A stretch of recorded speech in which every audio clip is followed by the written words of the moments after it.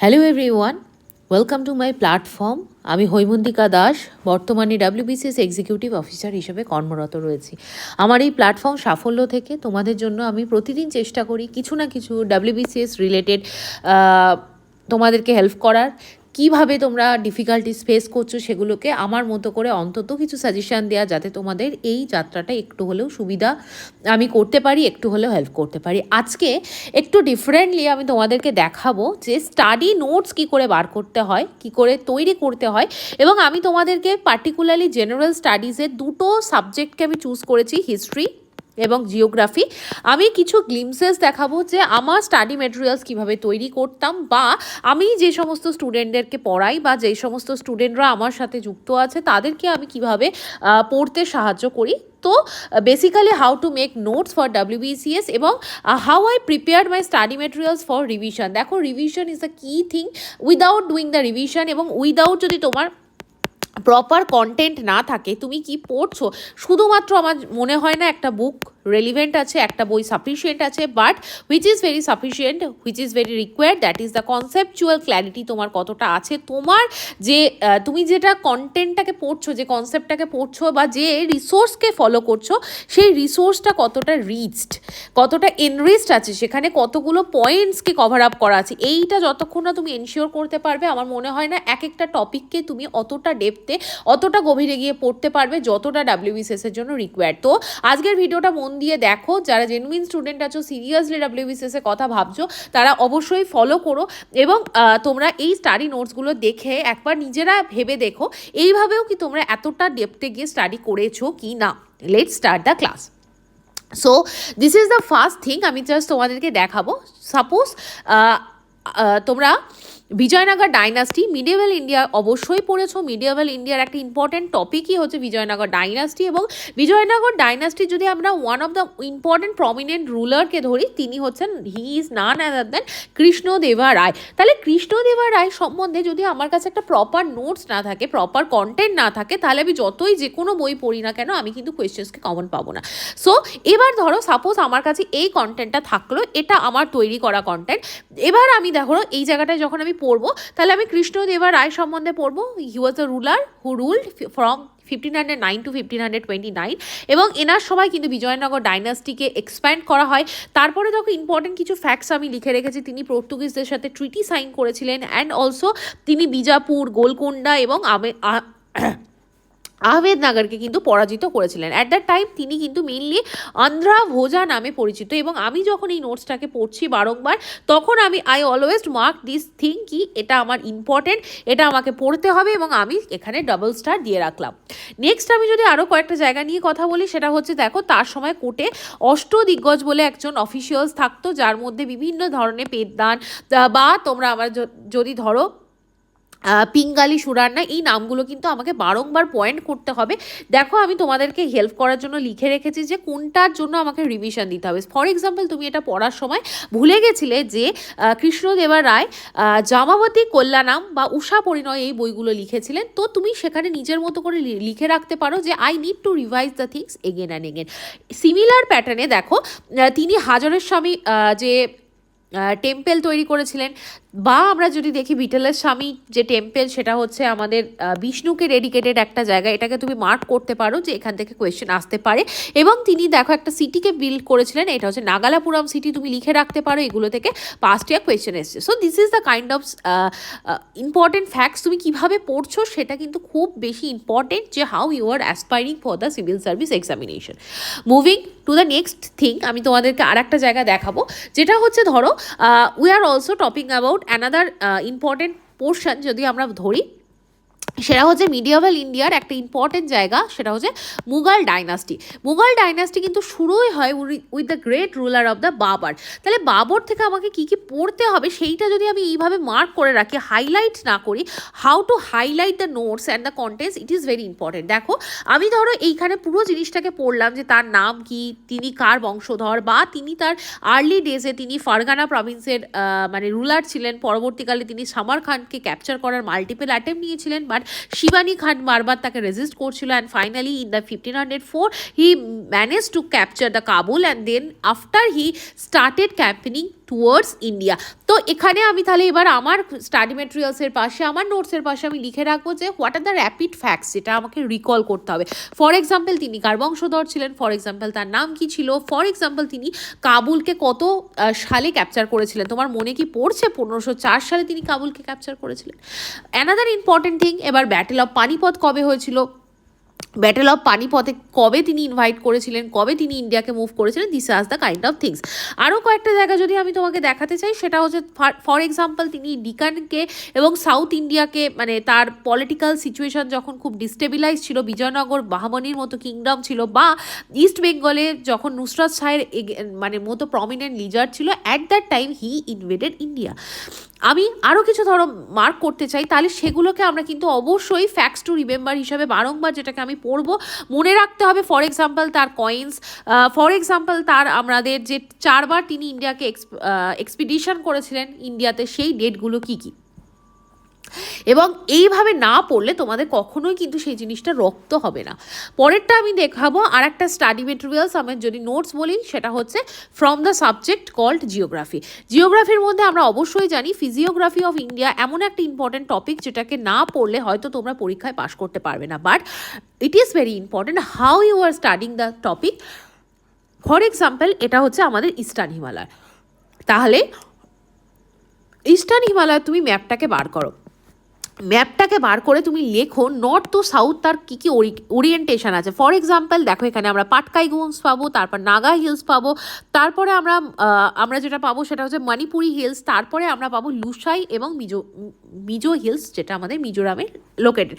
তাহলে নর্থ থেকে সাউথ আমরা সেইটা সাজালাম। ফর এক্সাম্পল আরও একটা, এইখান দিয়ে আমরা মানে হিমালয়ের যে লোয়ার হিমালয়ের পার্টগুলো পাই, সেগুলোকে আমরা যদি ইস্ট থেকে ওয়েস্টে সাজাই বা ওয়েস্ট থেকে ইস্টে সাজাই, তাহলে প্রথমে আমরা পাবো ডাফলা, মিরি, আবর, মিশমি। তাহলে এইগুলোকে আমাদের মার্ক করা দরকার আছে, this is the Dafla hills. তারপরে তাহলে এখানে দেখো নোটসে নেই, then I will mark the ঠিক ডাফলা, তারপর মিরি, তারপর আবর, দেন মিশমি। এবার আমাকে এখানে লিখতে হবে ডাফলার পর মিরি, তারপরে আবর, দেন মিশমি। তাহলে এই যে ফ্যাক্টসটা, এটা আমরা এখানে হয়তো নেই, তুমি পরে পড়তে গিয়ে জানলে এবং right it down again and again on the map. For example আমরা যদি দেখি নাগাল্যান্ড থেকে প্রচুর রিভার তৈরি হয়েছে এবং সেই রিভারগুলো আমাদের ব্রহ্মপুত্র রিভারে মার্চ করেছে। এবং আমাকে যদি মার্ক করতে হয় আরও একটা থিং, তাহলে আমরা মার্ক করব এইখানে হচ্ছে গারো, খাসি এবং জয়ন্তিয়া হিলসের লোকেশন। আশা করি বোঝাতে পারছি। এইখান দিকে ধরো তিস্তা এসে মার্চ করেছে এবং তিস্তার লোকেশনটা তাহলে আমাকে মার্ক করে রাখতে হবে, this is Teesta which marches with the Brahmaputra river. আরও কয়েকটা জায়গা আমি যদি তোমাদের দেখাই, পলিটিক্যাল ইন্ডিয়ান ম্যাপ আমি বলেছি বারংবার এরকম ব্ল্যাঙ্ক ম্যাপ কিনে রাখবে, যেখান থেকে তোমরা কিন্তু মার্ক করতে পারো where is the location of the which important physiographic features. For example this is the আরাবল্লী location, for example this is the Kanyakumari. এরপর আমাদের অনেক সময় দেওয়া হয় যে মালদা ফল্ট কি, মালদা ফল্ট কোথায় আছে, this is the Malda fault, mark it immediately, otherwise তুমি কিন্তু মনেই রাখতে পারবে না দিস ইজ মালদা ফল্ট। এরপরে আমরা যদি দেখি যে মানে আমরা অনেক সময় বলা হয় যে এখান দিয়ে নদী মানে কী কী এই যে প্লেনগুলো কী কী হিলস আছে, তার যেমন নাল্লামালা, পালকোন্ডা, ভেলিকোন্ডা, জাভদি হিলস। বা আমরা যদি দেখি এখানে রাজমহল হিলসের লোকেশন কোথায়, মেঘালয় প্ল্যাটু কোথায় আছে, বা মিকির রেগমা বারেইল হিলস কোথায় কোথায় আছে। এইভাবে যতক্ষণ না খাতায় মার্ক করবে, নোটস প্রপার বানাবে, ততক্ষণ কিন্তু তোমরা প্রপার স্টাডি করতে পারবে না।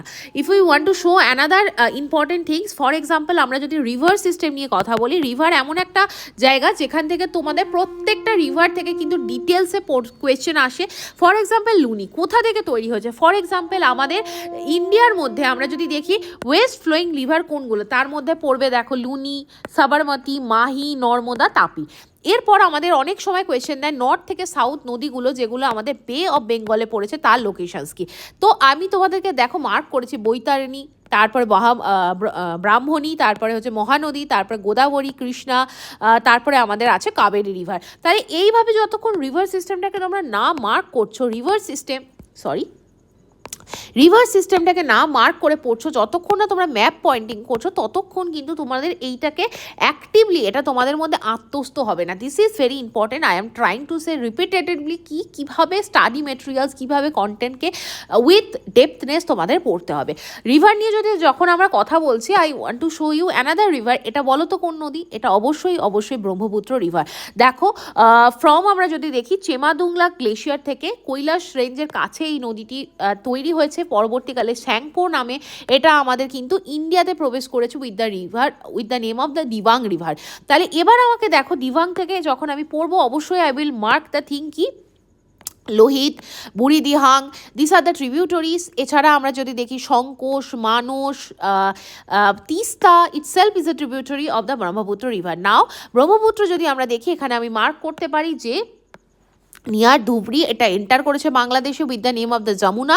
যমুনার সাথে গঙ্গা এসে মিলেছে with the name of Padma, এবং এরপরে এটা মেঘনা নামে বে অফ বেঙ্গলে পড়েছে। তাহলে এইভাবে মাইনিউটলি আমাকে কিন্তু পড়তে হবে সাদিয়া কোথায় বা আমরা নামচা বারোয়া কোথায়, এই লোকেশানগুলো আমরা যদি দেখি সেই জায়গাগুলো কিন্তু আমাদের ইম্পর্টেন্টলি নোট ডাউন করতে হবে বারংবার। আশা করি এইভাবে তোমরা নোট মেকিং করছো, এইভাবে তোমরা স্টাডি মেটেরিয়ালস প্রিপেয়ার করছো, যে বই থেকেই পড়ো তার কিন্তু একটা হলিস্টিক নোট তোমাদের খাতা তৈরি করতে হবে। আদারওয়াইজ প্রিলিমসের এক সপ্তাহ আগে, আদারওয়াইজ মেন্সের আগে তোমরা এটাকে কিন্তু এত হিউজ সিলেবাসকে রিভাইজ করতে পারবে না। আরও কয়েকটা জিনিস যদি দেখায়, this is the important glacier, যেখান থেকে কোয়েশ্চেন্স আসে। ধরো গ্লেশিয়ারের ম্যাপটা তোমার কাছে রইলো, নেক্সট তুমি এগুলোকে মার্ক করো এবং লিখে নাও সিয়াচেন, বালতোরা, বিয়াপো, হিসপার এগুলো কোথা থেকে কোথায় located, north to south, east to west এই লোকেশনকে আঁকো। এরপর for example lakes which is located in the Kashmir, for example Dal lake, Wular lake, সোমরিনি লেক, তারপরে আমরা যদি দেখি প্যাংগংসো লেক, যেগুলোর হচ্ছে প্রায় 2/3 হচ্ছে চায়নাতে লোকেটেড আছে। কেন এগুলো saline lake, inspite it is located in the mountain range, সেগুলোর কিন্তু এখানে দেখা যায় যে বিভিন্নভাবে এর যে লজিকগুলো আছে সেগুলোকে খাতায় লেখো এবং বারংবার সেটাকে প্র্যাকটিস করো। এরপর আমি যেটা বলবো সেটা হচ্ছে ইম্পর্টেন্ট পাসেস কী আছে। পাসেসের মধ্যেও দেখো তোমাকে ম্যাপটাকে বারংবার না আঁকলে তুমি কিন্তু পাসেসের সম্বন্ধে প্রপার আইডিয়া পাবে না। ফর এক্সাম্পল আমাকে দেখতে হবে খারদুংলা পাস কোথায় লোকেটেড, এটা লাদাখে লোকেটেড। এরপরে আমরা যদি দেখি জজিলা পাস আছে, বানিহাল পাস আছে which is located in the Pir Panjal range, এইগুলো আমাদেরকে কিন্তু পড়তে হবে। এই বানিহালের মধ্যে 3টে টানেলস আছে, ওল্ড জাহার টানেল, নিউ রোড টানেল এবং এই যে নতুন 11 কিলোমিটার লং, এটা কারেন্ট অ্যাফেয়ার্সের কোয়েশ্চেন এসেছিলো, সেইগুলোকে কিন্তু এখানে নোট ডাউন করো, supplement with the current affairs. So আশা করি আই থিঙ্ক আমি তোমাদেরকে বোঝাতে পারলাম হাউ টু মেক নোটস। দেখো এই জায়গাগুলো কিন্তু আমার ডিটেলসে স্টাডি করা, বা এইভাবে তোমরা যতক্ষণ না পড়বে মেন্স লেভেলের কোয়েশ্চেন্সকে হ্যান্ডেল করতে পারবে না, না তো প্রিলিমস যদি টাফেস্ট যেভাবে কোয়েশ্চেন আসছে সেগুলোকে অ্যাড্রেস করতে পারবে। হোপফুলি তোমাদেরকে বোঝাতে পারলাম। কেমন লাগলো অবশ্যই জানিও। ডাব্লিউবিসিএস গাইডেন্সের রেসপেক্টে এইভাবে স্টাডি মেটেরিয়ালসগুলো যদি তোমরা পেতে চাও, প্রপার গাইডেন্স নিতে চাও, then you can contact me. আমি তোমাদেরকে আফটার এনরোলমেন্ট এন্টায়ার ডাব্লিউবিসিএসের যে subject, for example geography, history, polity, economics, science, current affairs, English, এই সমস্ত ক্লাস দিয়ে দেবো along with this kind of study material, যেগুলোকে পড়লে আমার মনে হয় না খুব বেশি অন্য কোনো বাল্কি বই বা রেফারেন্সকে ইউজ করার দরকার আছে। সঙ্গে আমি উইকলি অনলাইন ক্লাস নেব, যাতে তোমাদের সারা সপ্তাহের কোনো ডাউট থাকলে সেটা ক্লিয়ার হয়ে যায়। এবং ডাউট ক্লিয়ারেন্সের পাশাপাশি আমি কিছু ইম্পর্টেন্ট ফ্যাক্টস, পাস্ট ইয়ার কোয়েশ্চেন্সকে নিয়ে আলোচনা করি, যেগুলো থেকে কিন্তু ইন ওয়ান ফর্ম আর আদার নেক্সট ইয়ারেও কোয়েশ্চেন আসতে পারে। তোমরা কেউ যদি জয়েন করতে চাও আমাকে মেল করতে পারো, this is my mail ID. মেলে অবশ্যই তোমাদের নাম এবং কন্ট্যাক্ট নাম্বার, ভ্যালিড ফোন নাম্বারকে মেনশন করো। এবং তোমরা কেউ যদি চাও আমার টেলিগ্রাম চ্যানেল জয়েন করতে পারো টু গেট দ্য আপডেটস। এবং আমি এই ক্লাসের যে স্টাডি মেটেরিয়ালসটা, এই পিডিএফটা এই ভিডিওর সাথে অ্যাটাচ করে দেবো, তোমরা চাইলে ডাউনলোড করতে পারো। টেলিগ্রাম চ্যানেলে আমি পোস্ট করে দেবো, সেখান থেকে গিয়েও অ্যাক্সেস করতে পারো টু চেক দ্যাট তোমরা কোন জায়গায় কতটা লেভেল অফ পড়াশোনায় রিচ করেছো এবং কতটা তোমাদের পড়াশোনাকে আরও এনহ্যান্স করতে হবে।